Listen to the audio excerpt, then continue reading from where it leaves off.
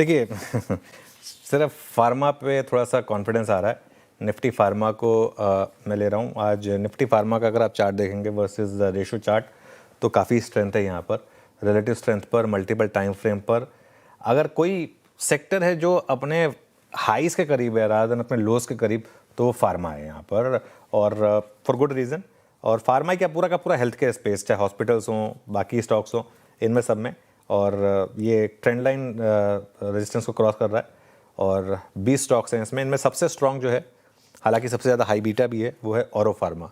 I think ये पहले भी 2-3 बार हमारी लिस्ट में आया है। ऑरो फार्मा अगर आप देखें तो रिलेटिव स्ट्रेंथ पर और मल्टीपल टाइम फ्रेम पर फार्मा का सबसे स्ट्रॉन्ग स्टॉक है और इसमें 18 महीने का एक चैनल क्रॉस हो रहा है, 20 हफ्ते से ज़्यादा का डिलीवरी वॉल्यूम है। ये ध्यान रखिएगा, कोर पोर्टफोलियो स्टॉक कभी नहीं रहा है, ये हमेशा एक ट्रेडिंग स्टॉक रहा है। तो मैं बात जो कर रहा हूँ वो प्योरली ट्रेडिंग स्टॉक के हिसाब से बात कर रहा हूँ। 87% का रोल ओवर हुआ है। आज ऑफकोर्स एक्सपायरी है, 3 दिनों से या तो यहाँ पर लॉन्ग बने या शॉर्ट कवरिंग हुई है, तो ये पहला स्टॉक हो गया। दूसरा स्टॉक कैश मार्केट से फार्मा में, वो है इप्का लैब्स। अगेन एक हाई बीटा स्टॉक है, अगेन एक ऐसा स्टॉक जो कोर पोर्टफोलियो का हिस्सा नहीं रहा है लेकिन ट्रेडिंग में आपको अच्छे मूव्स देता है।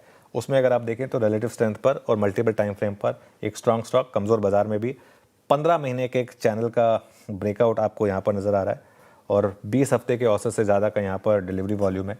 सारे के सारे मूविंग एवरेजेस के ऊपर ये स्टॉक ट्रेड कर रहा है। तो ये हो गया आपका दूसरा स्टॉक। फार्मा से बाहर निकलें तो, हालांकि यहाँ पर मैं पिछली बार थोड़ा गलत पड़ा था, लेकिन भारती एयरटेल थोड़ा सा रिवर्सल के साइन दे रहा है। भारती एयरटेल में थोड़ा सा लग रहा है कि एक तेज़ी का मोमेंटम लौटा है, 10 डेमा के पार निकला, 20 डेमा के भी करीब पहुंचा।